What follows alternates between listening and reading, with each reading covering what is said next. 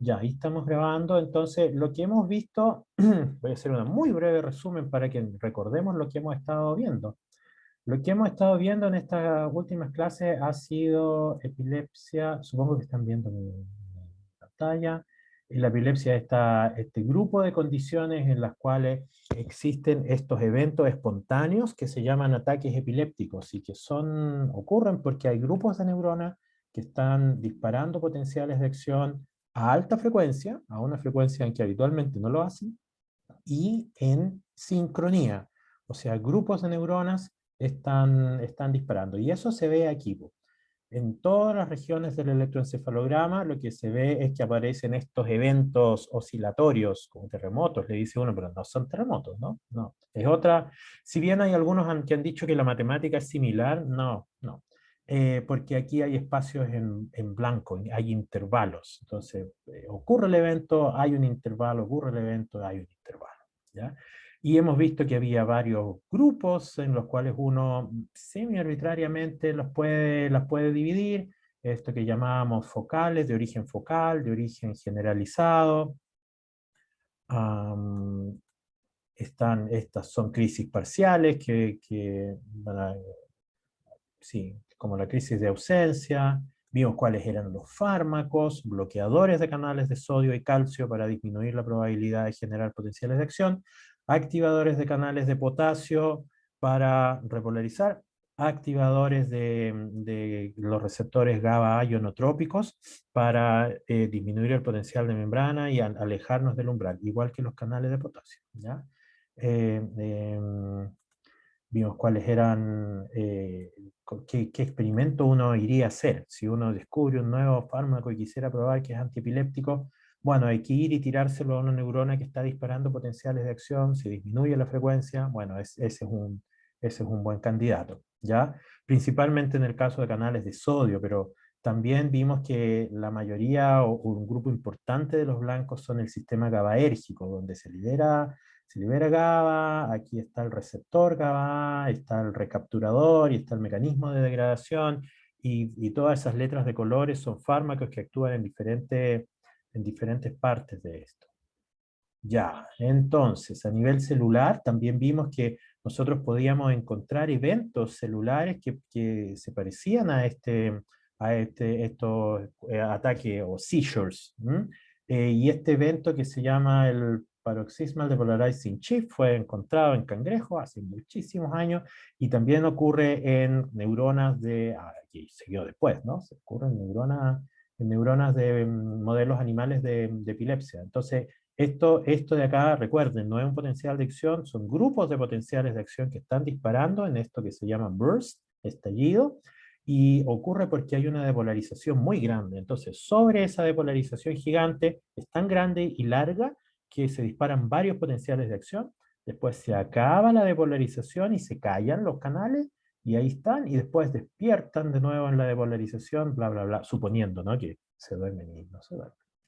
Ya, punto aparte, luego nos fuimos a ver el hipocampo, que era un lugar en los cuales se ha estudiado mucho, porque en epilepsia del lóbulo temporal, que es la más común en humanos, están ahí parte de las alteraciones. Y una de las alteraciones que vimos es que, bueno, antes de la alteración, en este lugar ocurre neurogénesis ectópica, habitualmente neurogénesis, aquí está esta neurona, ese es uno de los pocos lugares donde ocurre neurogénesis en el cerebro, y después de ataques epilépticos aparecen nuevas neuronas, hay neurogénesis, hay un aumento en la neurogénesis, pero es ectópica, está en lugares donde no debería estar. ¿Ya? Entonces está aquí en este lugar y arma un circuito, se fijan, tiró un axón para allá y un axón para allá y aparecieron otras neuronas que tirando estos axones, cambió el circuito. Y probablemente este cambio en el circuito es lo que hace que ocurran crisis espontáneas. También vimos que los puntitos son el número de células que expresan estos es la enzima que sintetiza GABA, entonces son neuronas GABAérgicas. Aquí a la izquierda en A hay un montón al ojo, en B, luego de una crisis epiléptica, disminuyó el número. Entonces hay una disminución de las células que sintetizan GABA. Entonces, eso. Hay disminución de la... entonces, ¿qué quiero decir esto? ¿Qué significa eso? Hay un aumento de la excitabilidad, eso se sabe, hay un aumento, probablemente, y aquí este es uno de los posibles explicaciones, estos circuitos que se forman, y también el aumento de la excitabilidad es por disminución de la inhibición, disminuye el número de células que sintetizan GABA. Eh, y hasta más o menos por aquí anduvimos llegando esa vez. Entonces vimos que habían, al igual que en otras patologías, hay mutaciones, hay canalopatías, hay mutaciones en canales de sodio, fueron de las primeras encontradas, muchas de ellas están en el lado intracelular de esta proteína, igual que lo que habíamos visto en músculo y en otros lados. ¿Y qué es lo que hacen? Bueno, esto es same old, o sea, cambio en la inactivación. Y aquí yo les mostré que en esta columna se veían que los efectos de cada una, de la mayoría de esas mutaciones, eran alterar la inactivación. Entonces se genera una corriente persistente, que es el rojito. El caso negro es el trazo donde todos los canales se inactivan, ¿ven? La corriente vuelve a ese valor donde está la punta de la flecha, básicamente igual que la línea base. Sin embargo, en el rojito, estos son canales que tienen una mayor corriente persistente. Eso significa que después de un potencial de acción, hay canales que no se inactivaron. Entonces van a estar depolarizando la célula, porque van a estar abiertos, va entrando sodio, entrando sodio, entrando sodio, y va a haber un momento en que se abran otros canales que ya salieron de la inactivación y disparen un potencial de acción en condiciones en las que no se debería haber disparado, en una condición normal. Entonces, esto existe en epilepsia y eso es lo que les quería decir. Todos estos vienen de pacientes, se secuenciaron de pacientes que tienen esta que es eso se llama Generalized Epilepsy Febrile Seizure Plus. Esos son crisis que le dan a los niños cuando les sube la temperatura. Les da fiebre y tienen crisis epilépticas. Esto es relativamente común en humanos y probablemente ustedes han escuchado que el primito, el sobrinito, el hermano o algún pariente ha tenido esto, o el hijo pariente de la vecina o vecino ha tenido. Esto es relativamente común en humanos. Recuerden, yo no sé si les dije, epilepsia tiene la totalidad de las epilepsias tienen una prevalencia de 1% en humanos.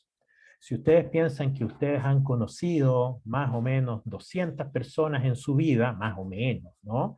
No solo los amigos y los conocidos, sino el papá, el hermano que alguna vez han visto por ahí, 2 personas de ellos probablemente han tenido crisis epilépticas. Entonces, es bastante común en humanos. En perros es más común, es más o menos el 4%. Depende de a quién le pregunten, ¿ah? Y depende de la raza del perro también.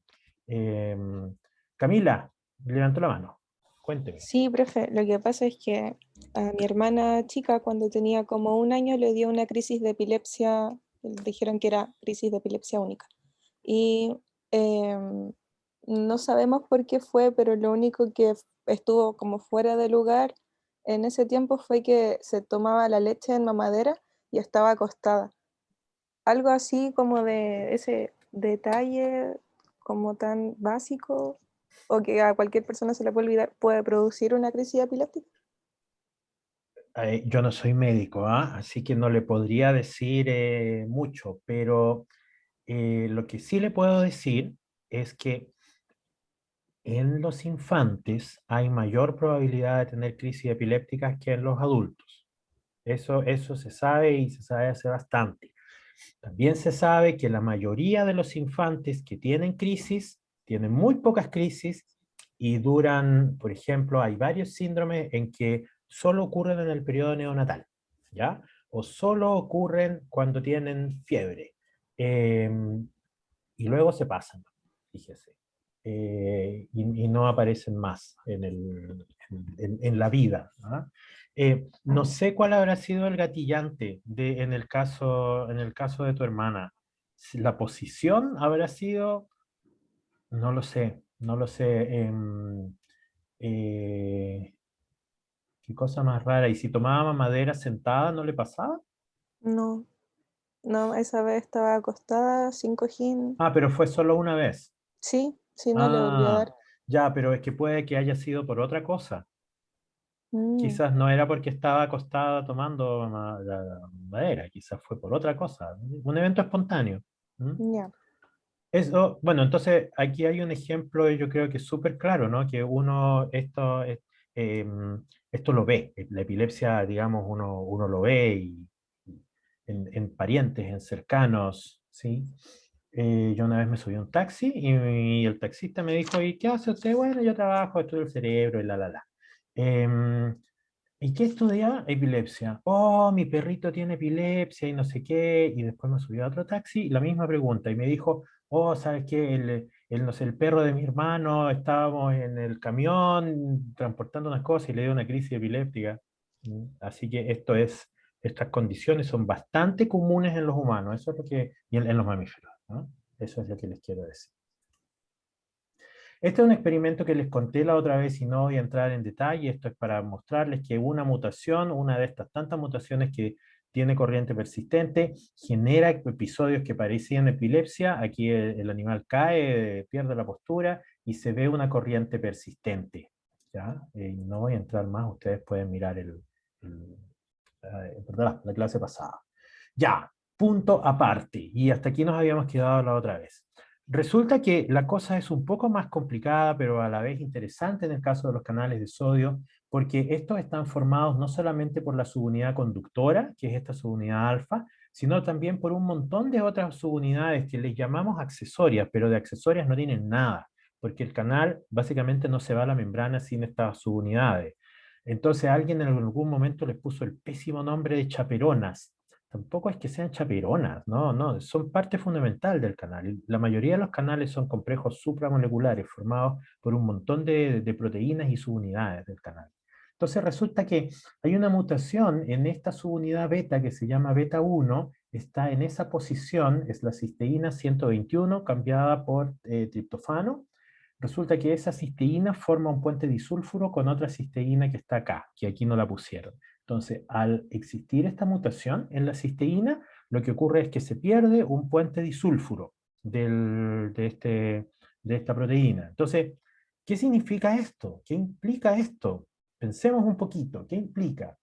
Recuerden cuando ustedes les han hablado de la estructura que forman la proteína, estructura primaria, estructura secundaria, terciaria, que son todas estas láminas alfa, hélice alfa, láminas beta y todas estas cosas que se forman. Los puentes disulfuros son importantes porque implica que cierta parte está unida covalentemente con otra, ¿no? Entonces, al quitarle una cisteína vamos a probablemente generar un cambio conformacional importante en esta proteína. Entonces, la pregunta es, bueno, y esto es de pacientes. Esto viene de pacientes, se me perdió la diapositiva, perdón, que es una epilepsia, epilepsia generalizada con crisis febriles. Ahí está, ahí está, hace un puente disulfuro con esta de acá. Entonces, a nivel, primero la primera pregunta es biofísica. ¿Cómo funciona el canal? ¿Qué está alterado? Respuesta corta, la inactivación. ¿Ya? Y entonces, esto de acá, estos son varios trazos de proteína que estos están expresados en células que no expresan esta proteína. Entonces, esta es la corriente de sodio. Esta de acá donde está mi flechita, esa es canales formados por su unidad alfa más beta. Y eso es lo que nos importa, en verdad. Ya, tiene esa forma. Listo. ¿Qué pasa con el alfa más el beta mutante? Miren la forma, aparece después. ¿Se dan cuenta? Ese trazo de ahí, alfa, beta, no es igual que este. Aparece después. Eso significa o se interpreta como que hay un problema en la inactivación. La inactivación está alterada, ¿ya? Y está tan alterada que ese trazo es casi idéntico al trazo formado por la subunidad alfa sola. O sea, es como que esa mutación eliminara funcionalmente a la subunidad beta. Interesante, pues. Entonces, pero esto es en una célula que no tiene nada que ver con la neurona. ¿Qué pasa en la neurona? Entonces, de nuevo, aquí hay que hacer un experimento en neuronas. Esto se usan animales transgénicos que tienen los genes, se le va a inyectar o poner el gen que tiene el gen defectuoso, con la mutación, pero aquí vamos a ir a mirar dónde está esta proteína. Porque yo les dije, y se lo he dicho varias veces, de que las neuronas tienen partes. Entonces, no todas las partes de las neuronas son equivalentes. El soma, el axón, la dendrita, etcétera, no son equivalentes. ¿Ya? Entonces, ¿dónde está? ¿Dónde está esta proteína? Esa es la pregunta que queremos contestar en esta diapositiva. Entonces, esta diapositiva tiene muchos monos, pero yo solo les voy a mostrar unos cuantos de ellos, un cuarto de ellos, que son, los otros son copias de esto. Entonces, ¿cuál es el experimento? El experimento es que hay que tener un animal que tiene la subunidad beta 1, pero está fusionada, es una proteína fusión con la proteína fluorescente verde. Eso significa que nosotros podemos ver la luz que emite, le iluminamos con cierta longitud de onda, registramos con cierta longitud de onda, y donde veamos esa señal, ahí son las células que están expresando esta subunidad. Fácil y bonito. ¿Dónde se expresa? Estos son diferentes partes del hipocampo, esa región que yo les mostré. ¿Dónde se expresa? Aquí está el soma, lo pueden ver. Aquí eso de ahí es el núcleo probablemente, que se ve opaco. Se expresa acá, fíjense, ese cachito donde está la flechita, ese cachito donde está la flechita. Eso no es una dendrita, eso es el axón. Ese es el comienzo del axón. ¿Ya? Ustedes me van a decir, ya, pero eres súper mentiroso, porque resulta que en el soma yo veo un montón de verde. Sí, estamos de acuerdo. Hay también en el soma. Pero también hay en el axón. Y si nosotros fuéramos e hiciéramos un censo a la neurona, ¿dónde están los canales de sodio? La mayoría están en el axón. En el soma hay, pero son pocos. Entonces, ¿cómo podemos explicar esa marca en el soma? ¿Por qué se ve esa marca tan grande en el soma? Bueno, porque ahí está el Golgi, como dice un amigo, el Golgi y el retículo endoplasmático. Entonces, va a haber marca en el soma, pero este experimento no nos permite ver si está en la membrana plasmática del soma. ¿Ya? Y tampoco, tampoco interesaba en este paper, porque está bastante claro que están en el segmento inicial mucho más que en el soma. Listo. Esto de acá, que dice ANC, es una inmunofluorescencia contra un marcador del segmento inicial, una proteína que solamente se expresa en el segmento inicial. Fíjense aquí, la flecha está marcando esa ramita, y esa ramita es esa misma ramita. Entonces hay colocalización en el segmento inicial. Eso es lo que se trata de ver. Entonces, veamos ahora, hagamos en microscopía confocal unos cortes ópticos muy delgaditos para ver si se ve algo interesante. Esto es el segmento inicial, esta es la membrana de un lado y esta es la membrana del otro lado del axón, con la subunidad beta wild type, con GFP, y esta es la foto ahora con la proteína que es del segmento inicial, y marca perfecto. Listo, todo esto era el experimento control. ¿Ya? Lo de al lado derecha es tomato, que es una proteína roja, eso no viene mucho al caso. Ya, todo esto era el control. Ahora vamos a ver el experimento. ¿Dónde está esta proteína? ¿Dónde está la proteína mutante? Esa es la gran pregunta. Respuesta corta, se fue del segmento inicial. El segmento inicial está aquí en la flecha. Y en la flecha no hay nada. Básicamente no hay marca. Probablemente no se ve muy bien en sus computadores, tienen que taparse así, bueno, van a tener la presentación o ya está ahí en el Moodle, entonces lo pueden ver con calma, pero fíjense, esa rama de ahí es el segmento inicial, y aquí no se ve, es la misma foto, es la misma área, no se ve. Esa rama de ahí tampoco se ve aquí, entonces no está en el segmento inicial. Cuando vemos, ¿dónde está? Ya, miren, este es el segmento inicial, aquí está anquilina G, que es el marcador del segmento inicial, se ve igual que en el otro caso, los lados, un lado de la membrana, el otro lado de la membrana. Fíjense lo que pasa aquí con esta proteína mutante con GFP. No está ahí, no está en el borde, no está en la membrana. Juntemos todas las fotos. Y eso es lo que se ve aquí. Entonces miren, a donde dice merge, es la junta de todas las fotos, tal color, este color aquí ahora son los canales de sodio. Es un anticuerpo es inespecífico contra canales de sodio voltaje dependiente.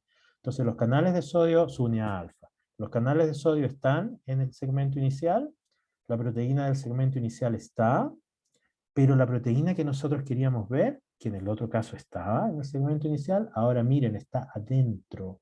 Quedó en organelos adentro y no se fusionó, no se fueron hacia, estas proteínas no se fueron hacia la membrana, no fueron destinados hacia allá. Entonces ustedes van a decir, pero espérate, ¿entonces hay organelos en el segmento, en el axón? Por supuesto, hay vesículas de Golgi, hay vesículas esas que salen del Golgi, después tienen otros nombres que yo nunca olvido, siempre olvido, ¿no? Hay organelos por ahí. Entonces, esa proteína, resumen, esta proteína lo que hace, esta proteína mutante, lo que hace es que saca a los canales del segmento inicial. Ya no están. Hay menos de estos canales en el segmento inicial. De esos canales particularmente, hay otros canales de sodio que están en el segmento inicial. Eso es lo que muestra esto. Hay otros canales de sodio que están ahí. ¿Ya? Este anticuerpo no es específico, por eso se llama PAN, que los agarra a todos. La pregunta entonces ahora es cómo funciona esta neurona, suponiendo que la neurona es una maquinita que dispara potenciales de acción. Bueno, hagamos el experimento, pues hagamos disparar potenciales de acción, y ese es el experimento que se muestra en A. Cada una de esas cajitas son pulsos de corriente, que lo único que quieren hacer es depolarizar la célula, y hacer que la célula dispare. Y nosotros vamos a contar cuántos potenciales de acción dispara. Así de simple este experimento, nada de complicado. Entonces, esta fue fome, esta de acá es más interesante. ¿Cuántos potenciales de acción en, esto es el wild type, podemos ver aquí, 1, 2, 3, 4, ¿ok? ¿Cuántos vimos en el otro? 1, 2, 3, 4, 5, 6. Oh, en esa neurona entonces hay más potenciales de acción. En cada uno de los experimentos, de las inyecciones de corriente, van a ver que en este caso la mutante genera más potenciales de acción, dispara un mayor número de potenciales de acción. Entonces, ¿qué significa esto ahora en términos de la neurona? Significa que esta neurona es más excitable. El quitar los canales de sodio de ahí, de alguna manera, media contraintuitiva, hace que la neurona sea más excitable. Digo contraintuitiva porque es raro, porque quitaste los canales de ahí y ahora dispara más potenciales de acción. Bueno, todo esto todavía se sigue estudiando. Eh, entonces, pero lo interesante es esto, lo interesante es que no solamente una proteína o los canales, en este caso mutados, tienen una actividad alterada, sino que también puede haber cambios en la localización de esos canales en la neurona, el lugar en la neurona a donde ellos son destinados. Y vamos a ver otro ejemplo de eso hacia el final de la clase. Nos vamos a cambiar de canal. Esto es varias mutaciones en ese gen. KCN significa Potassium Channel, Q es la familia Q, 2, el miembro número 2. Varias mutaciones en ese canal iónico en pacientes. Se ve que los pacientes tienen diversas formas de esto: benign, familial, neonatal, epilepsy. Esto es una epilepsia neonatal, o sea, ocurre cuando los niños, niñas y niños son bebés, neonatos, de los 28 días, más o menos. Familial, porque es hereditaria. Benign, porque se pasa. No llega a la adultez esto. Entonces, aquí dice, aquí había escrito yo cosas y no me había dado cuenta. Convulsiones presentes hasta el tercer día postnatal, pueden ocurrir convulsiones fetales. Es muy difícil ver las convulsiones en los neonatos. Eso solo lo hace, o principalmente lo detecta el neurólogo neonatal, porque los neonatos tienen estos movimientos raros que no, son difíciles de interpretar, ¿ya? La prueba, sin duda, la prueba es el electroencefalograma, esa es la prueba definitiva. El desarrollo cognitivo es normal, pero hay 10 a 15% de los individuos que podrían presentar epilepsia posteriormente, mutaciones en ese canal, y lo que ocurre aquí es que estas mutaciones disminuyen el número de canales que va a la superficie. Entonces, aquí no les voy a mostrar eso, lo que les voy a mostrar, esto es una cosa muy, muy antigua, resulta que este canal, ese gen en el cual están las mutaciones, forma estas proteínas, pero los canales son heterotetrámeros. Palabras complicadas. Los canales de potasio son tetrámeros, como esta cosa de acá. Necesitan 4 subunidades. Sin embargo, estos canales particularmente se forman con 2 subunidades del gen, aquí este antiguo, este se llamaba así, 7.2 y el gen 7.3. Ahora se llaman KCNQ2 y KCNQ3. La nomenclatura de los canales iónicos ha sido un pain in the ass por décadas y ahora ya está más o menos unificado el hecho de nombrarlos con los nombres de los genes, o muy parecidos a los nombres de los genes, ¿ya? Este es un paper antiguo, viene de un libro, de hecho, por eso tiene esos nombres antiguos. ¿Dónde están las mutaciones que se encuentran en estas familias de pacientes? Están básicamente en todos lados de la subunidad 7.2, también en la 7.3. ¿Alteran las propiedades biofísicas? La respuesta corta es en general no. Estos son algunos casos, en general no cambian las propiedades biofísicas. La curva de activación, probabilidad de apertura versus voltaje, es básicamente la misma. Lo que cambia es el nivel de corriente. Estos son experimentos para cada una de esas mutaciones y sus controles. Y lo que se ve es que cambia, este de acá es el wild type, y todos ellos llegan a menores niveles de corriente. Parece que estuvieran movidas hacia la derecha, pero en verdad no. Es que tienen muy poca corriente, nada más. ¿Cómo se interpreta? ¿Cómo se interpretó esto? Que generara muy poca corriente, que llegan a la membrana muy pocos canales. Entonces hay un problema en la destinación de estos canales, en el sorting de los canales. Esta es una diapositiva antigua que yo encontré, ¿eh? Debería poner una más actualizada. Entonces, no solamente hay alteraciones en, la, en el funcionamiento, por ejemplo, la corriente persistente, sino que también en el sorting. Entonces, hay mucha biología celular y bioquímica que se está haciendo, se ha hecho y se está haciendo para entender estos procesos. Ya, y ahora en la parte final de la clase de epilepsia, les voy a contar las cosas que a mí me han interesado un poco más, que tienen que ver con esto de la alteración en el sistema GABAérgico. Yo les conté ya que el sistema GABAérgico es importante porque varios de los fármacos usados para epilepsia están involucrados aquí. Hay muerte de las neuronas que liberan GABA, entonces lo más fácil de pensar con este resultado es que hay una disminución de la inhibición. Si hay menos inhibición sináptica, entonces va a ser más difícil llegar al umbral, perdón, va a ser más fácil llegar al umbral, hay menos inhibición, hay menos freno, entonces más fácil llegar al umbral. Entonces, sobre eso les voy a hablar. Entonces, un resumen del sistema GABAérgico. Aquí está la neurona, que no todas las neuronas sintetizan GABA, no todas sintetizan glutamato tampoco.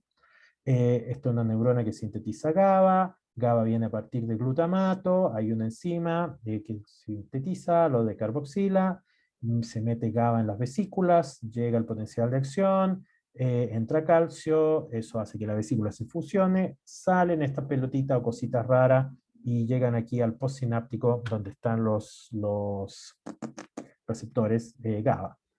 ¿Cuál es el mecanismo de control de este? Todos los neurotransmisores tienen mecanismos de control, y eso es que es capturado, en este caso, es recapturado tanto por la glía como por la misma neurona, ¿ya? La glía lo transforma en glutamina, si no me equivoco.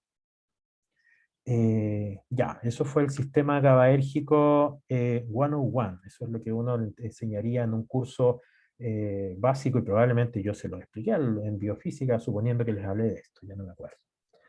La cosa es más complicada que esto, y eso lo hace mucho más interesante, porque resulta que además de estos canales que están aquí en la sinapsis, fíjense, ahí el que dibujó esto lo dibujó justo frente a la sinapsis, hay otros canales que están por allá lejos de la sinapsis, y estos se llaman extrasinápticos, es un nombre bastante fome. Entonces hay receptores sinápticos y hay receptores extrasinápticos. La composición de subunidades de estos canales es diferente. Los canales GABA A son pentámeros, o sea, tienen 5 subunidades, 2 subunidades alfa en general, 2 subunidades beta, esta de acá y esta de acá, y otra subunidad.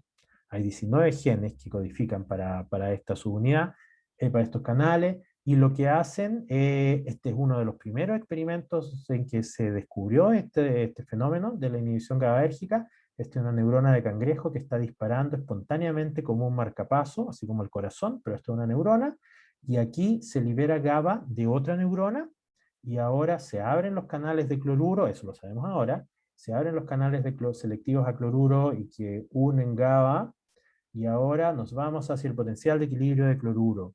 Entonces, interrumpimos esa rampa, así se llama, interrumpimos esa rampa de voltaje que estaba depolarizando la membrana, y ahora nos vamos para abajo. Y bueno, esto es transitorio, y porque bueno, los canales se unen, se une GABA, GABA tiene un cierto tiempo de residencia, y luego se va y queda el sitio sin GABA, y ahora el canal se cierra. Entonces después, esto dura un rato nomás, ¿ya? Y después vuelve a disparar potenciales de acción.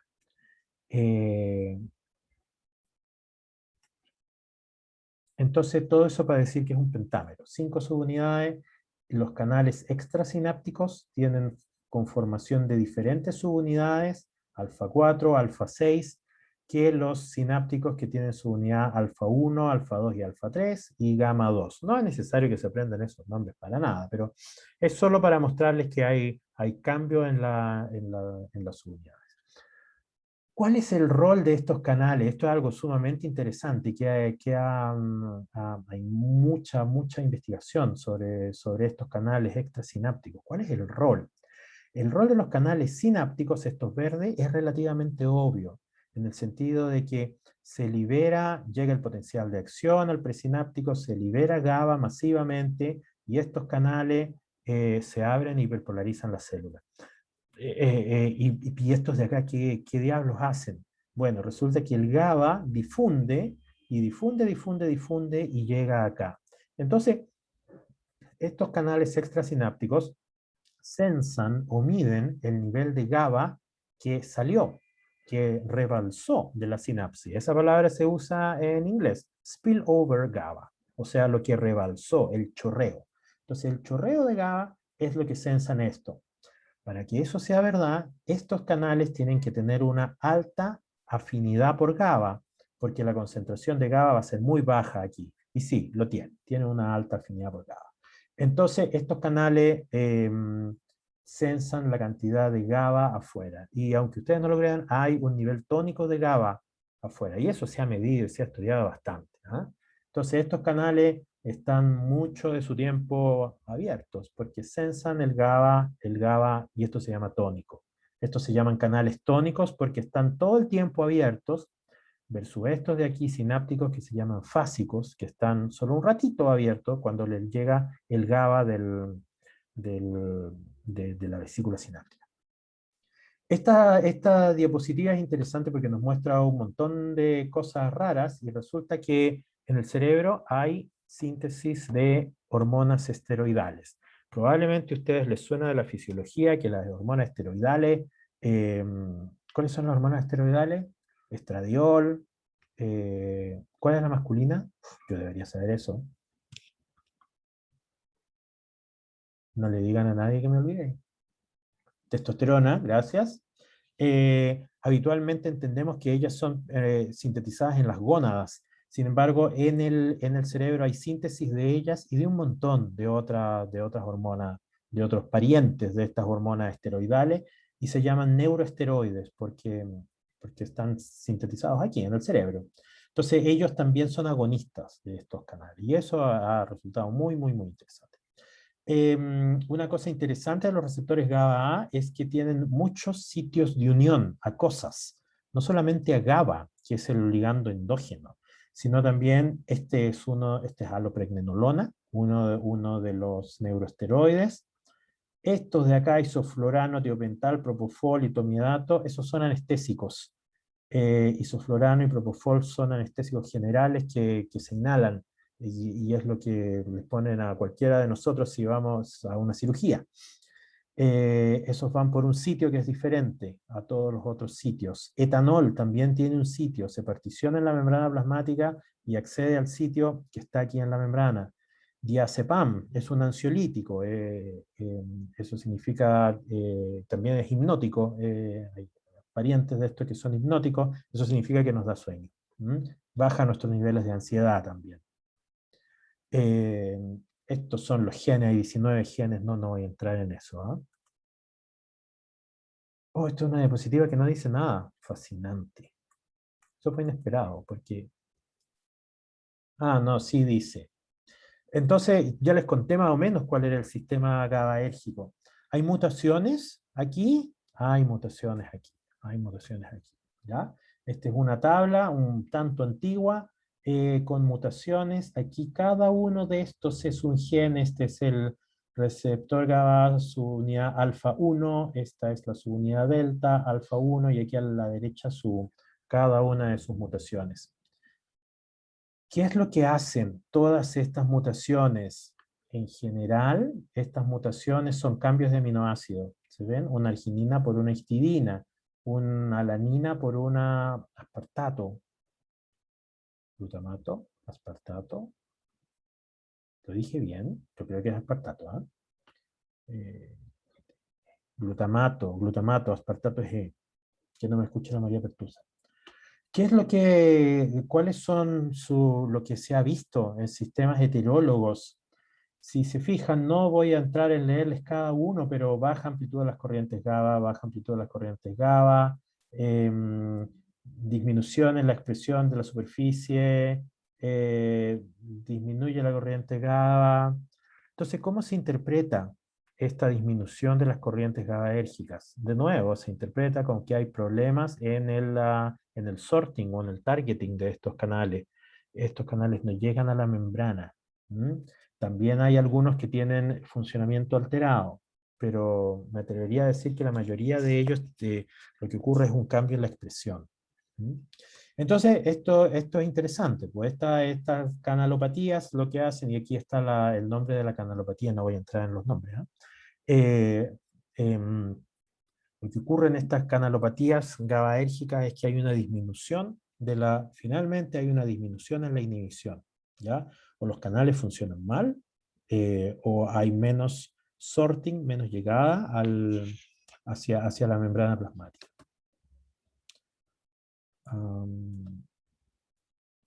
Estoy viendo cuáles diapositivas me quedan y para ver qué es lo que voy a decir. Este es un experimento sumamente interesante en el cual esto no es un animal epiléptico, esto es un modelo animal de epilepsia. Se toma el animalito, se le pide perdón, se le inyecta un fármaco que le genera convulsiones por 30 minutos y luego se le detienen estas convulsiones con diazepam. A las 2 semanas, habitualmente, estos animales generan crisis epilépticas, ¿ya? Espontáneas y que son del lóbulo temporal, entonces este es un modelo de epilepsia del lóbulo temporal. Estos experimentos no se hicieron en la condición crónica, sino que se hicieron pocos días después de que ocurrió el evento epiléptico, ¿ya? Entonces, ¿por qué? Porque eso es lo más fácil. Uno toma los animalitos, los inyecta y días después hace los experimentos.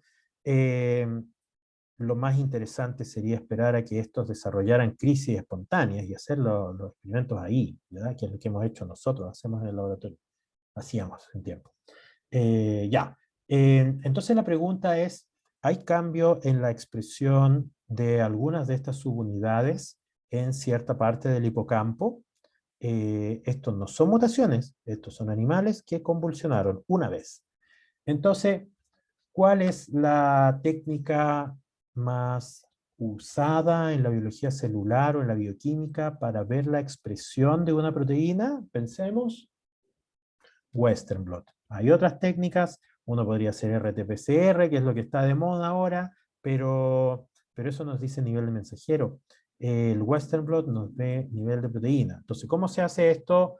Tomamos al animalito, le pedimos perdón, le sacamos la cabecita, Sacamos la parte que se quiere del cerebro, se muele en ciertos agentes denaturantes, se corre una electroforesis, luego a la electroforesis se le pone un papelito y en un campo eléctrico muy fuerte se transfieren las proteínas al papelito, y sobre ese papelito, eso se llama Western blot, sobre el papelito se tiran los anticuerpos primarios y los secundarios y se ve si hay reacción, porque el secundario va unido a una molécula que emite luz, por ejemplo, o una enzima que genera, rompe un químico y genera luz, eso libera fotones. Entonces uno puede ver ahí en ese papelito las banditas. Si ve banditas es porque hubo unión al anticuerpo.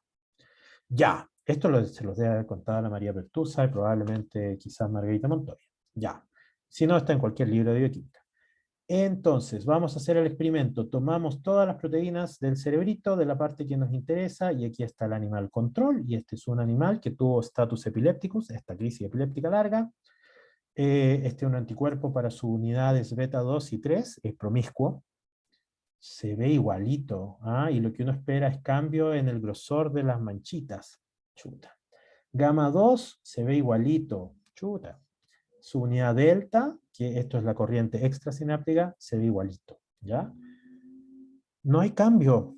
Ah, pero resulta que esto es toda la proteína. Lo que hay que ir a preguntar es cuánta proteína hay en la membrana.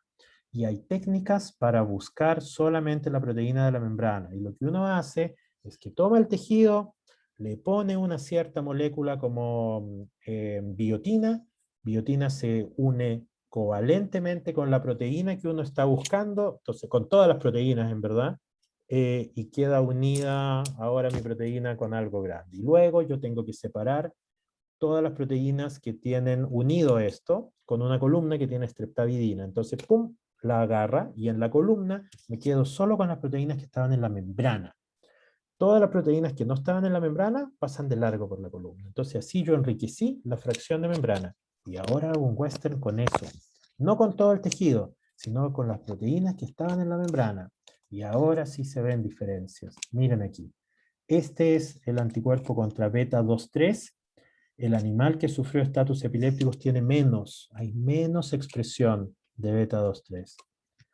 Lo mismo con la subunidad gamma 2. Aquí hay una bandita, una banda muy fuerte, y aquí una banda muy tenue. Hay poca expresión de gamma 2. Hay un cambio entonces en las subunidades.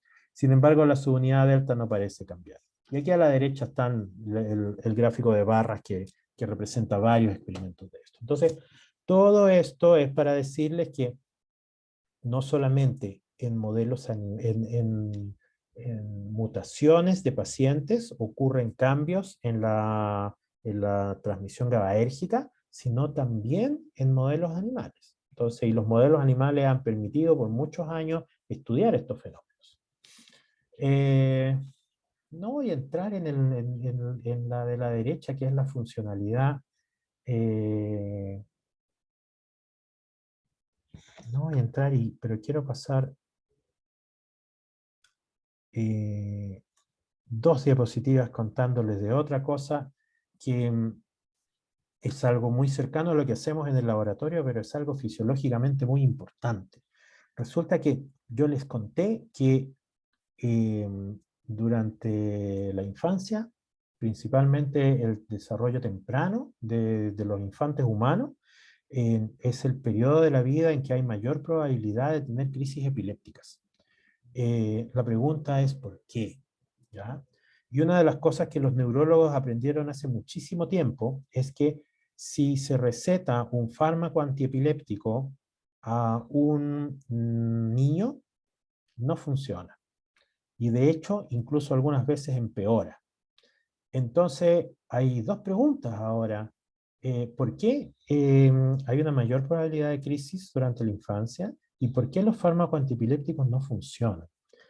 Esta es probablemente la respuesta más aceptada de lo que está pasando y la mayor parte de la gente está de acuerdo con esta historia que les voy a contar. Y la historia que les voy a contar es que hay un cambio en la concentración de cloruro y ese cambio ocurre durante el desarrollo temprano. ¿Qué significa esto? ¿Qué implica esto? Si nosotros agarramos una célula, le preguntáramos a una neurona de nosotros que somos adultos, ¿cuánto es la concentración de cloruro? La concentración de cloruro es bastante baja, es 7 milimolar adentro de la célula.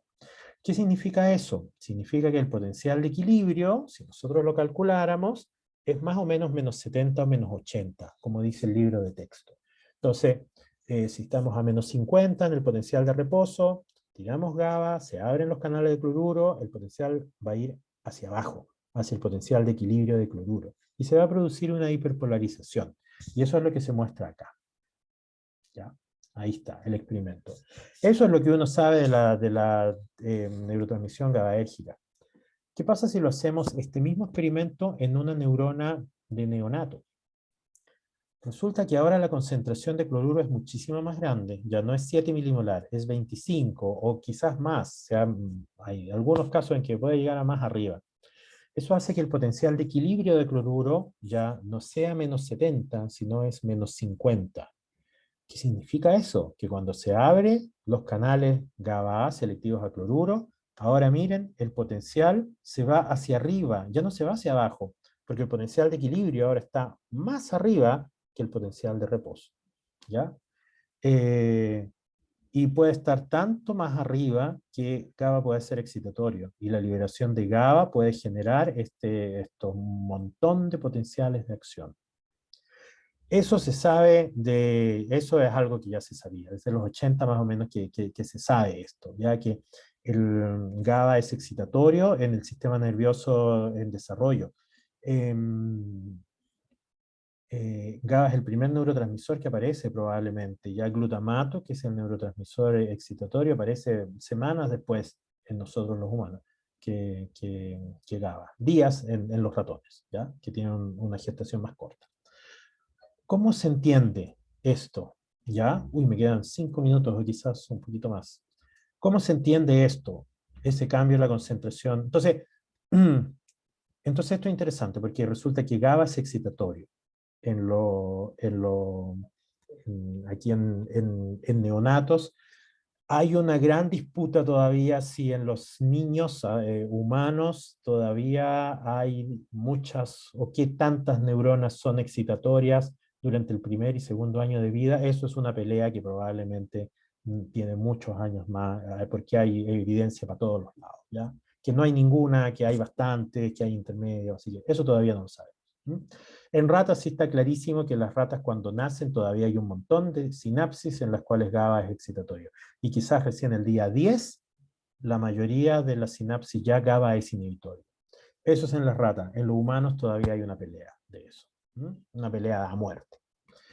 ¿Cómo se explica esto? Esto de que, entonces, bueno, lo último que quería decir, entonces, probablemente este cambio que GABA en el desarrollo temprano es excitatorio y luego en el desarrollo tardío es inhibitorio, probablemente este cambio está involucrado en algunas patologías. Y ahí hay bastante evidencia de que en epilepsia, en algunos tipos de epilepsia pasa, en autismo esto parece que también pasa, en periodos tempranos del desarrollo, ¿ya?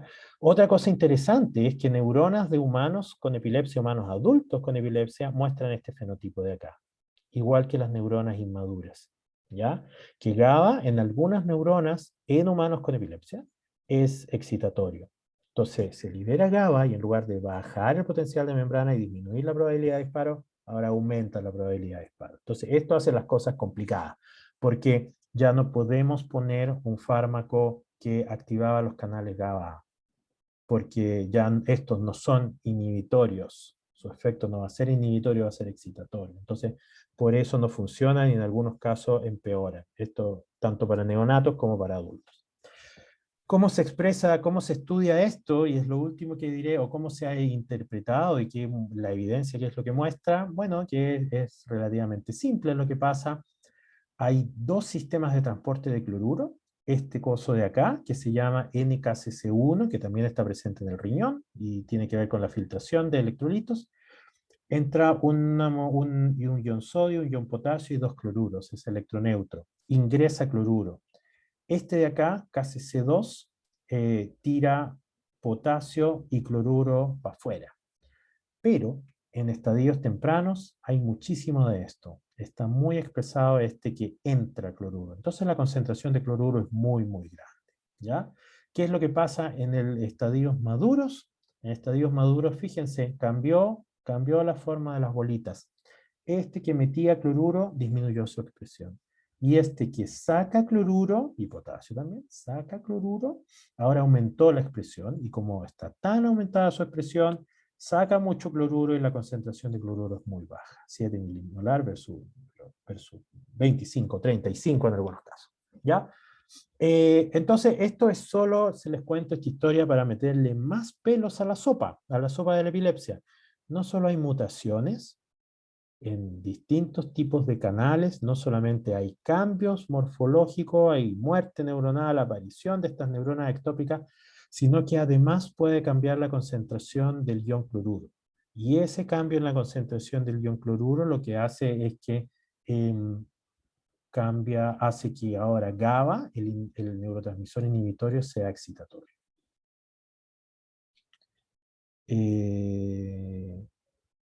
Ya, no, eso es todo lo que... Tengo un par de diapositivas más, pero no vienen mucho al caso. Ya, preguntas hasta acá.